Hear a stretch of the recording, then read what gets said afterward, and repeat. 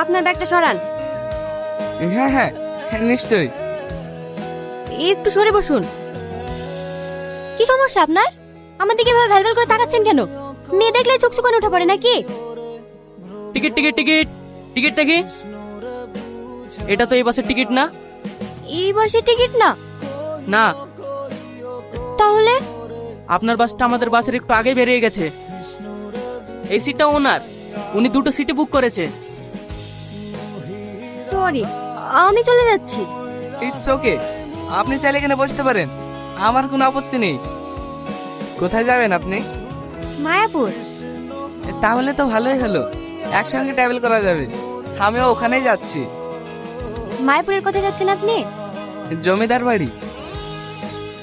জমিদার বাড়ি? কি হলো, জমিদার বাড়ির নাম শুনে হঠাৎ দাঁড়িয়ে গেলেন যে? ভয় পান নাকি?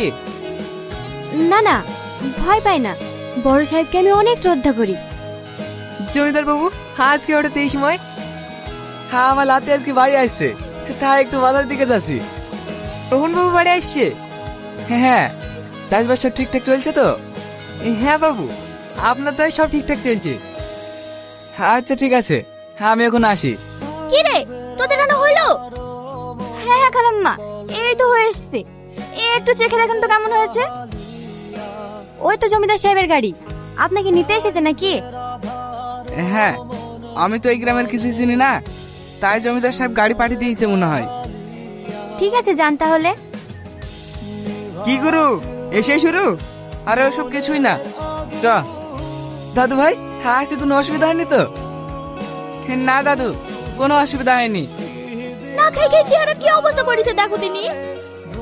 এক্সাম ছিল তো, তাই ঠিক মতো খাওয়া হয়নি। এবার তোমার হাতে খাবো, খেয়েই মোটাই যাবো।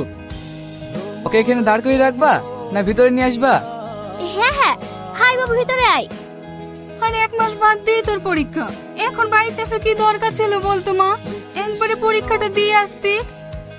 তুমি চুপ করো, তোমার শরীর খারাপ, আর আমি বাড়ি আসবো না। না রে মা, আমি ঠিক আছি। সে তো দেখতেই পাচ্ছি, কতটুকু ঠিক আছো। কি রে মা, কখন আসলি? এই দেখো আব্বা, কিছুক্ষণ আগে আসলাম। ভালো আছো আব্বা? হ্যাঁ মা, ভালো আছি। পড়াশোনা ঠিকঠাক চলছে তো? হ্যাঁ আব্বা।